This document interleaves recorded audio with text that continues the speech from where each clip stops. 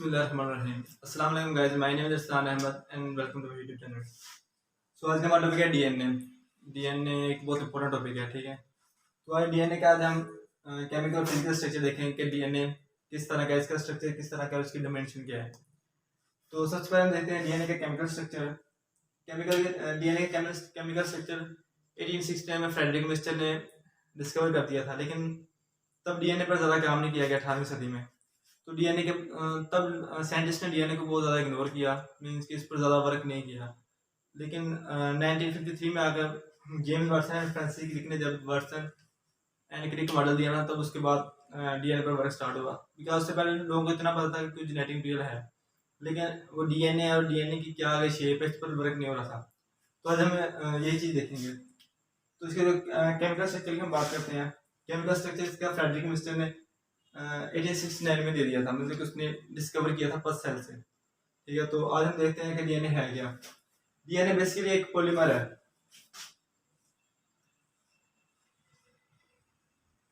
DNA एक polymer है और हमें पता है जो पॉलीमर है ना, वो एक स्मॉल सब यूनिट से मिलकर बनता है। तो जो डीएनए है वो उसका सब यूनिट है न्यूक्लियोटाइड।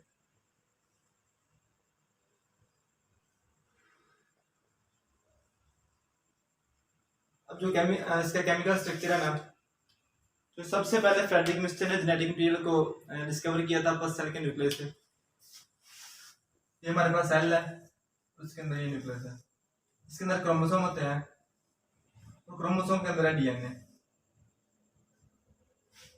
तो जो डीएनए तो वो कॉइलिंग चेन में होता है कुछ इस तरह का। जब हम इसको खोल के लिखते हैं वो एक लेटर शेप में आ जाता है इस तरह।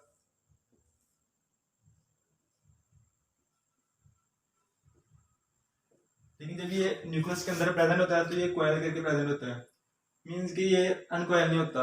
और ये अनकॉइल हो तो एक डीएनए की लेंथ कम से कम 2 मीटर हो एक सेल के अंदर, और जो सेल का साइज तो वो बहुत टीनी होता है, स्मॉल साइज होता है। तो इसके इसलिए जब डीएनए तो अपने आप को कंप्रेस करके रखता है इस तरह कॉइल करके क्रोमोसोम के अंदर, तो इससे इसका साइज डिक्रीज हो जाता है और इजीली न्यूक्लियस के अंदर आ जाता है। तो जो इसका सब यूनिट है वो न्यूक्लियोटाइड है। न्यूक्लियोटाइड के स्ट्रक्चर में पिछले लेक्चर में देख लिया था। न्यूक्लियोटाइड में बेसिकली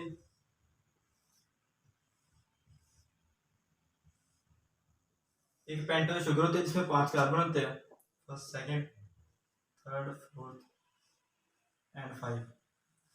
उसके फर्स्ट कार्बन पर नाइट्रोजन स्पेस अटैच होती हैं और 5 कार्बन पर फॉस्फेट ग्रुप होता है। फिर पेंटोस शुगर होती है, मीन के 5 कार्बन वाली। तो जो नाइट्रोजन बेसिस डीएनए में होती हैं वो एडेनिन, गुआनिन, साइटोसिन, थायमिन होती है, 4 किस्म की होती हैं, और पेंटोस शुगर होती है और फॉस्फेट ग्रुप होता है। अब डीएनए एक पॉलीमर है और जो कि न्यूक्लियोटाइड से मिलकर बनता है। हम इस तरह देखते हैं कि ये एक न्यूक्लियोटाइड है, ठीक है, मीन्स कि एक सब यूनिट है। तो काफी ज्यादा न्यूक्लियोटाइड आपस में अटैच होते हैं। ये सिंगल एक न्यूक्लियोटाइड है।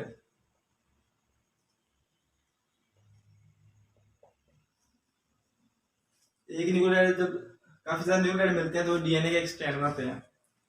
और अगर हम एक न्यूक्लियोटाइड को स्टडी कर लें तो हम इन सब की हमें नेचर में हो जाती है। फॉर एग्जाम्पल हमारे पास एक घर है, तो घर वो ईंटों से मिलकर बना है, तो अगर हम एक ही ईंट को पकड़ के उसकी अगर हम केमिकल फिजिकल प्रॉपर्टी जान ले तो बाकी ईंटों की भी सेम वही होगी। तो इसी तरह एक न्यूक्लियोटाइड की अगर हम स्टडी करते हैं केमिकल नेचर फिजिकल नेचर को, तो जाहिर बात है बाकी भी सेम इस तरह होंगे। अब ये न्यूक्लियोटाइड अटैच होते हैं, इस तरह अटैच होते हैं। ये डीएनए का स्ट्रक्चर है, अगर हम इसको खोल के लिखें,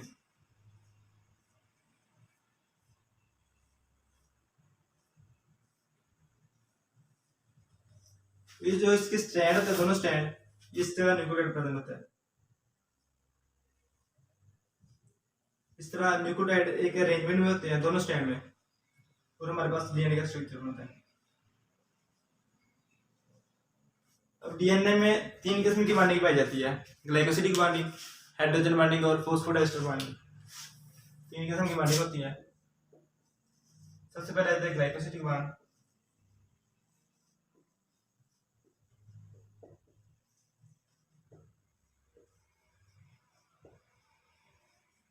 सेकंड पे आती है हाइड्रोजन बाइंडिंग।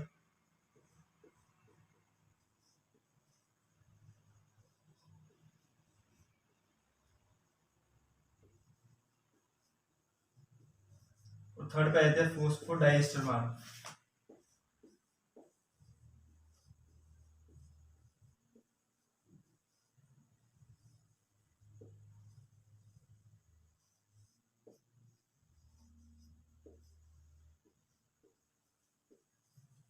अब ये डीएनए में 3 किस्म की बाइंडिंग पाई जाती है, तो अब हम 3 इनको डिस्कस करते हैं।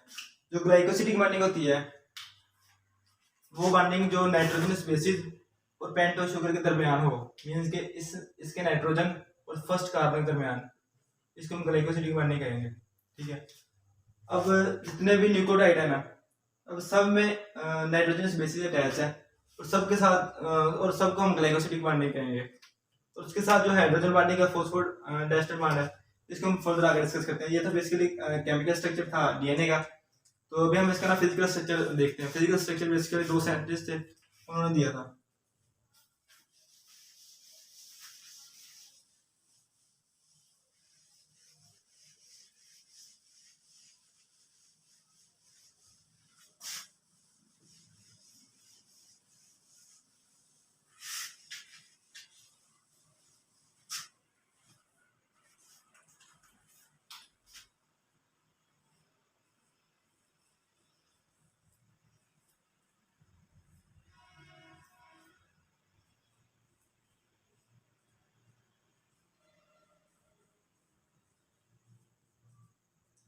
डीएनए का फिजिकल स्ट्रक्चर देखते हैं। फिजिकल स्ट्रक्चर इसका बेसिकली 2 साइंटिस्ट थे, James Watson and Francis Crick, और उन्होंने दिया था 1953 में। जेम्स वाटसन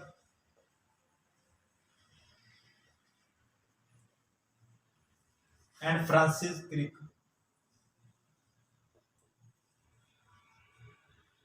नाइनटीन 1953 में दिया था। ठीक है। यूनिवर्सिटी ऑफ कैम्ब्रिज में तो इन्होंने ना डीएनए का फिजिकल स्ट्रक्चर डिस्कवर किया था। कुछ पॉइंट्स दिए थे इन्होंने कि डीएनए का स्ट्रक्चर वो इस तरह का है। तो आज हम उन पॉइंट्स की बिना पर डीएनए को डिस्कस करेंगे। जो फर्स्ट पॉइंट है उनका, इन्होंने कहा था कि साइंटिस्ट ने कहा था कि जो डीएनए है ना वो डबल हेलिकल है।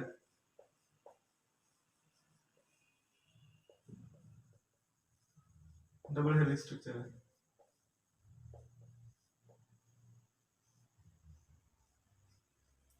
डबल हेलिकल स्ट्रक्चर वही हम देखे तो मींस के डबल स्टैंड है, इसमें 2 स्टैंड है इस तरह।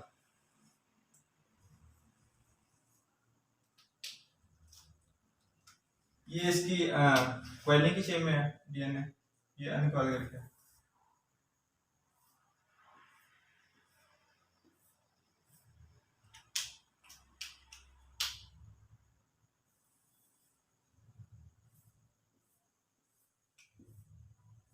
फर्स्ट पॉइंट ये था कि जो डीएनए वो डबल हेलिकल स्ट्रक्चर है।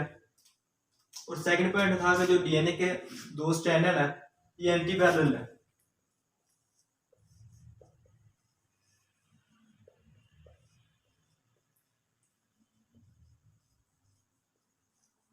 एंटी पैरेलल 2 स्ट्रैंड है। अब एंटी पैरेलल का क्या मतलब है? फॉर एग्जांपल हमारे पास ये 2 बोर्ड मार्कर है, अभी दोनों सेम डायरेक्शन में, इनकी कैप सेम डायरेक्शन में है, तो ये पैरेलल है। अगर हम इसको एक को चेंज कर दें तो ये एंटी पैरेलल है, एक डाउनवर्ड है एक अपवर्ड है। इस तरह जो डीएनए के स्टैंड है ना ये एंटी पैरेलल है। एंटी पैरेलल कैसे है? जो ये स्टैंड है ना ये अपवर्ड होगा तो ये डाउनवर्ड होगा। ठीक है। और इसको हम कहेंगे 3 प्राइम एंड, इसको हम कहेंगे 5 प्राइम एंड, और ये 5 होगा तो ये 3 होगा, मींस की एंटी पैरेलल है। और उसके बाद में ये इनका सेकंड पॉइंट था। थर्ड लोगों में क्या था, जो डीएनए की नाइट्रोजनस बेसिस है ना उनके दरमियान हाइड्रोजन बॉन्डिंग है।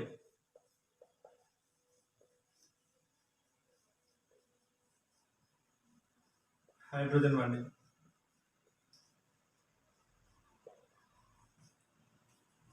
अब नाइट्रोजनस बेसिस कौन सी है? एडेनिन, थायमिन, गुआनिन, साइटोसिन और थायमिन।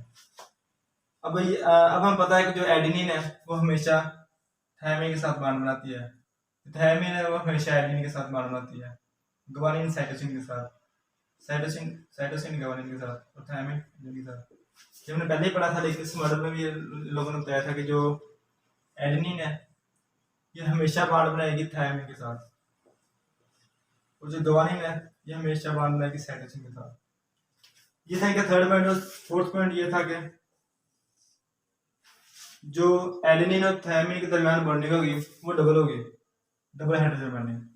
और जो गुआनिन और साइटोसिन के दरमियान हाइड्रोजन बॉन्डिंग होगी वो ट्रिपल बॉन्डिंग होगी, ट्रिपल हाइड्रोजन बॉन्डिंग इस तरह इधर होगी।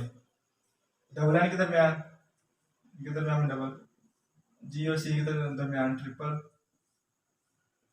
थायमिन और एडेनिन के दरमियान डबल बॉन्डिंग। ये बेसिकली इनका 4 पॉइंट था। तो अब हम देखते हैं जो डीएनए का स्टैंड, इसकी डायमेंशन क्या है। फर्स्टली हम देखते हैं माइनर ग्रुप और मेजर ग्रुप क्या होता है। जब डीएनए टर्न करता है तो जहाँ पर कम स्पेस होती है उसको हम कहते हैं माइनर ग्रुप, और जहाँ पर लार्ज स्पेस होती है डीएनए टर्न के दौरान तो उसको हम कहते हैं मेजर ग्रुप। अब डीएनए की डायमेंशन देखते हैं कि डीएनए की लेंथ क्या है। जो दो बेस पेयर होते हैं उनके दरमियान जो डिस्टेंस होता है वो 0.34 नैनोमीटर होता है। ठीक है, दो बेस पेयर या दो न्यूक्लियोटाइड कह सकते हैं। और जो 10 बेस पेयर के दरमियान हमारा डिस्टेंस होता है वो 3.4 नैनोमीटर होता है। मीन्स के पहले हमने दो बेस पेयर के दरमियान डिस्टेंस देखा, अब हमने 10 बेस पेयर के दरमियान डिस्टेंस देखा। वो जो डीएनए के स्टैंड होते हैं ना, मीन्स एंटी पैरेलल स्टैंड है, इन दोनों स्टैंड के दरमियान जो डिस्टेंस है ना ये 20 एंगस्ट्रॉम है। अगर हम इसको नैनोमीटर में देखें तो इसका डिस्टेंस 2 नैनोमीटर है। ठीक है, दोनों स्टैंड के दरमियान 2 नैनोमीटर का डिस्टेंस है। इसका स्ट्रक्चर हम खोल के देखते हैं किस तरह है, मींस के ओवरऑल।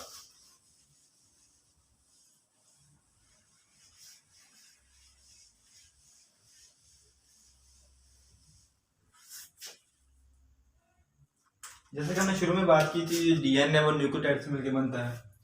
फॉर एग्जांपल ये हमारे पास डीएनए है,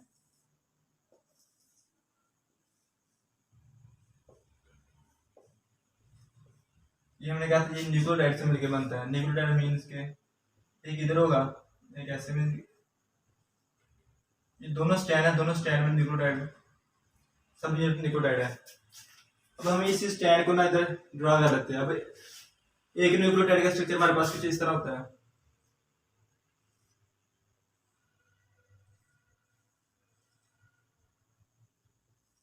ये हम 3 न्यूक्लियोटाइड ड्रा कर लेते हैं।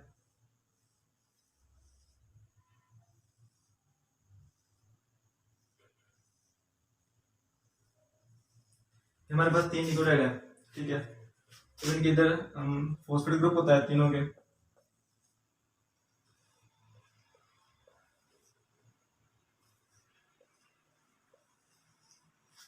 जिनकी राइट साइड होती है तो नाइट्रोजनस बेसिस अटैच होती हैं, और वो कोई भी हो सकती है। फॉर एग्जांपल इसमें एडेनिन है, इसमें साइटोसिन है,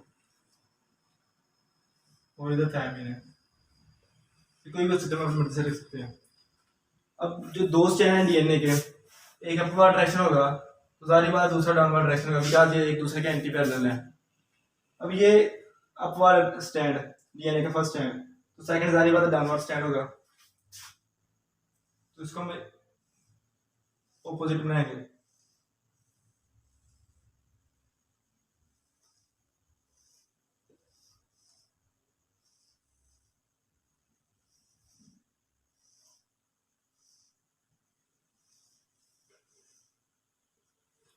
अब ये जैसे 3 न्यूक्लियोटाइड ये अटैच है, वैसे ये 3 है, लेकिन ये अपवर्ड डायरेक्शन में, वो डाउनवर्ड डायरेक्शन में। अब जैसे इधर फॉस्फेट ग्रुप अटैच है न्यूक्लियोटाइड के साथ, वैसे इधर भी जो 5वीं कार्बन है, इधर भी 5वीं कार्बन पे फॉस्फेट ग्रुप होगा, इधर भी 5वीं कार्बन पे फॉस्फेट ग्रुप होगा, और थर्ड पे भी। अब जो मोस्ट इंपोर्टेंट चीज है देखने वाली, इधर तो हमने अपनी मर्जी से नाइट्रोजनस बेसिस अटैच कर ली थी, मींस के एडेनिन, साइटोसिन, थायमिन। लेकिन हमें पता है कि जो एडेनिन है वो हमेशा बॉन्ड बनाती है थायमिन के साथ, जो साइटोसिन है वो हमेशा बॉन्ड बनाती है गवानिन के साथ, और थायमिन इधर वो बॉन्ड बनाएगी एडेनिन के साथ। और हमने पीछे डिस्कस कर दिया था इनके दरमियान हाइड्रोजन बॉन्डिंग होती है। हमने पीछे 3 किस्म की बॉन्डिंग पढ़ी थी। फर्स्टली जो हमारे पास ग्लाइकोसिडिक बॉन्डिंग वो हमने डिस्कस कर ली थी। सेकेंडली हाइड्रोजन बॉन्डिंग है, वो भी हमने पीछे देख ली थी। कुछ यहाँ हमें मोस्ट इंपोर्टेंट बॉन्डिंग देखने वो फॉस्फोडाइस्टर बॉन्ड।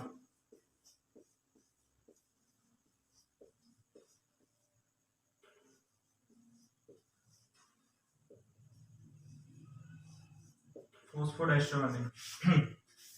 अब हाइड्रोजन बॉन्डिंग किस तरह थी, जो एडेनिन और थायमिन थे इनके दरमियान डबल बॉन्डिंग थी, डबल हाइड्रोजन बॉन्डिंग। साइटोसिन और गुआनिन के दरमियान कौन सी बॉन्डिंग थी, थर्ड। और अगेन थायमिन और एडेनिन के दरमियान बॉन्डिंग थी सेकंड, डबल हाइड्रोजन बॉन्डिंग। अब हमने ग्लाइकोसिडिक बॉन्ड भी पहले डिस्कस कर लिया था, हाइड्रोजन बॉन्डिंग भी डिस्कस हो गया। और लास्ट पे जो मोस्ट इंपोर्टेंट शॉर्ट क्वेश्चन है वो फोस्फोडाइस्टर बॉन्ड, वो मतलब कि बहुत ही ज्यादा इंपोर्टेंट शॉर्ट क्वेश्चन है। अब हम उसको देखते हैं। ये हमारे दो डीएनए के स्टैंड है, अपवर्ड डाउनवर्ड। अब ये आपस में अटैच होते हैं, किस तरह अटैच होते हैं, ये न्यूक्लियोटाइड है, इसकी फर्स्ट कार्बन है, ये सेकंड कार्बन है, ये थर्ड है। ये फॉस्फेट ग्रुप थर्ड कार्बन के साथ एक बॉन्ड बनाएगा। इस तरह ही इसकी भी ये फर्स्ट कार्बन है, सेकंड कार्बन है, थर्ड कार्बन है, ये फॉस्फेट के साथ एक बॉन्ड बनेगा। और वो बॉन्डिंग जो पेंटोस शुगर के थर्ड कार्बन और दूसरे न्यूक्लियोटाइड के फॉस्फेट ग्रुप के साथ दरमियान बने, उसको हम कहेंगे फोस्फोडाइस्टर बॉन्ड। फोस्फोडाइस्टर बॉन्ड इस तरह इस स्टैंड में जैसे बॉन्डिंग है, इस स्टैंड में सेम ऐसे होगा। ये फर्स्ट कार्बन है, ये सेकंड है, ये थर्ड है, थर्ड की फॉस्फेट के साथ, ये फर्स्ट कार्बन है, ये सेकंड कार्बन है, ये थर्ड है। अब पीछे हमने बात की थी एक स्टैंड में कि अगर ये 5 प्राइम एंड है, ये 3 प्राइम एंड होगा, अगर ये 3 प्राइम एंड है, ये 5 प्राइम एंड होगा। ये बेसिकली डायरेक्शन को शो करने के लिए हम शो करते हैं, लगाते हैं प्राइम एंड। अब ये 5 का क्या मीन है, अब ये स्टैंड अपवर्ड है, ठीक है, ये फॉस्फेट किस पे अटैच है, 5 कार्बन पे, और नीचे का थर्ड कार्बन फ्री है, और ये अपवर्ड है, ये डाउनवर्ड है, इधर 3 प्राइम एंड है, तो नीचे कौन सा प्राइम एंड होगा, 5। ये एंटी पैरेलल एक दूसरे के। अब जो लास्ट पे ये तो हमने उसका केमिकल और फिजिकल स्ट्रक्चर पढ़ लिया है। जो लास्ट पे एक छोटा सा रूल है, चार्गस रूल जिसे हम कहते हैं।